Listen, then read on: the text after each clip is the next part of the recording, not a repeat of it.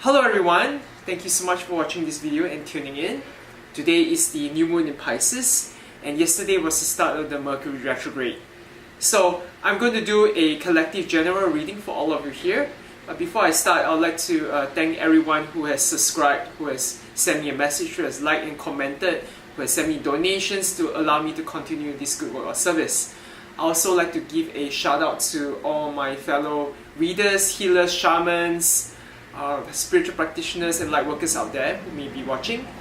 And I would just like to tell all viewers that, even if priests, shamans, healers, readers, spiritual practitioners are also humans, they are also going through the process of purging, releasing, healing, improving themselves.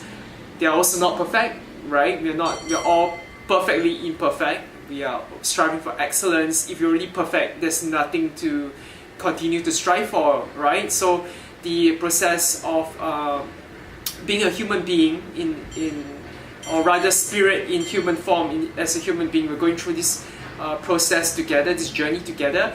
And shamans, healers, readers like myself, we also have to contend with the retrograde energies, the eclipses, full lunar energies, full moons, new moons, and all the challenges that life has to bring and offer. And on top of that, going through everything that you guys are going through, we are also stepping up to serve. So, sometimes it's necessary to understand that priests and shamans and healers are also human beings. They're also going through this process, and to cut them some slack. Because on top of them having to go through all the nitty-gritty and daily motions of what the normal average person has to go through, they still have to step out and serve. So, give them some appreciation and love and thanks and gratitude for people who are stepping up to do this work of service. Okay, so without further ado, let's start this reading today. I'm going to use my new tarot deck here. Give it a shuffle. Okay.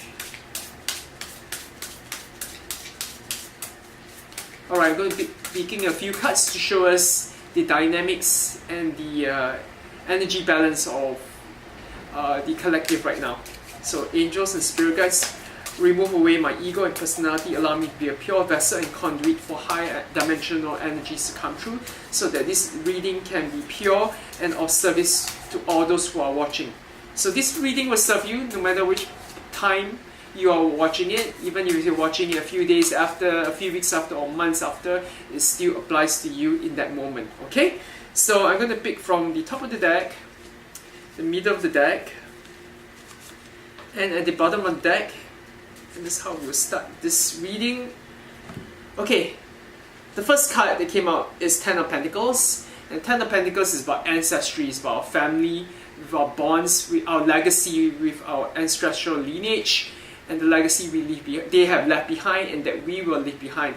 It's about connecting with our soul tribe, our soul family, and understanding that they leave us an inheritance. We're inheriting all the energies, all the prosperity, and whether good or bad, whatever they have to pass on to us, we carry it, and we then pass it on to future generations. So it's about community, about unity, about uniting, having teamwork, unity consciousness with people in our lives, of our spouses, our kids, our pets, the elderly, and allowing that supportive community to propel us in our daily lives, in our soul mission.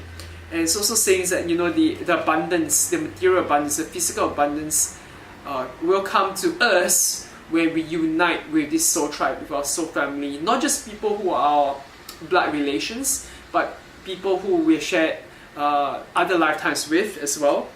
People who cater and help you to and encourage your spiritual, intellectual, emotional growth is worth keeping and is part of your soul tribe and soul family. So they are very important aspects of you, and they will assist you to achieve your dreams and goals, especially financially and materially and physically.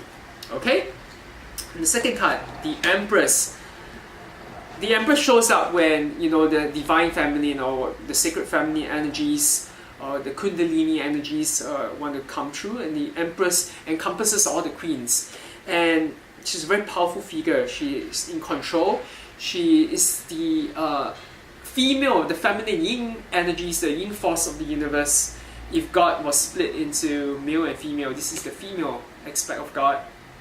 And the sacred feminine wants to play a very big role now. It's time for more feminine energies to rise up to counterbalance the excessive, aggressive, violent energies when too much, or the toxicity when too much masculinity is in control and in place, right? So over the millennia, the masculine energy has repressed and suppressed feminine creativity, feminine artistry, artistic expression, emotions and feelings has been downplaying that, and it's off kilter, it's off balance. So now we're trying to bring in the divine feminine energies to balance the equation up again, have more harmonious, more equilibrium.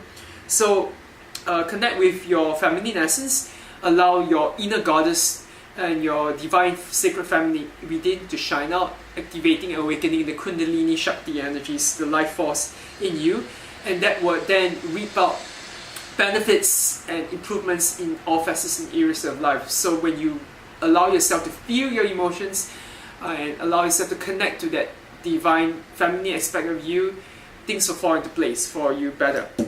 Alright? And finally we have the Wheel of Fortune, and Wheel of Fortune is about cycles. So today's new moon is a new cycle. Time flows in a spiral, in cyclical motion. And Wheel of Fortune is again the turning of cycles, ending of past karmas, heal the rifts, heal disagreements, arguments that you have with your loved ones, complete those karmic patterns and cycles, end them so they can start a new one. And right, and winter is ending, spring is coming. We allow those new abundance, new fortunes to flow in by accepting that life moves in ways and forms and cyclical motion. So we allow it to come in, and if you are down on luck, this card shows that, tell that things are improving and things will fall into place. Luck is on its way, fortunes are on its way. Alright, so I'm going to pick one final card as a general extra guidance that all of us can take to improve every single facet in the area of our life. Spirit guides give us a clear answer and guidance on what the collective can do to further improve this beautiful reading right now. Okay, pick it from the middle of the deck, and we have the Three of Wands. The Three of Wands is launching long-term plans, strategizing, and planning ahead. Alright, and appreciating what we already have right now, being grateful for it, but yet setting our foresight far into the future, planning for the distant, not just the near future, but also specifically the distant future. What do you want to be? Where do you want to be at? Who do you want to be with? 3 months from now, 6 months from now, 9 months, 1 year from now, right? Or even 5 years from now, alright? Or maybe look further, a decade. So do think clearly what you want, and then start to set your sight far and wide, and take one step at a time, take action bit by bit to get you to that goal. Alright, so it's a great time for planning and seeding out your intentions for manifestation on this new moon. I hope that you enjoyed this reading and that this reading served you. Thank you so much again.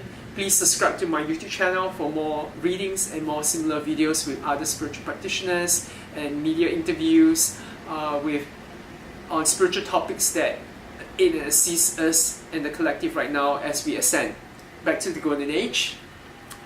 So do give this video a like, especially if you resonate, and send me a comment and write me a message. Thank you guys. Have a nice day.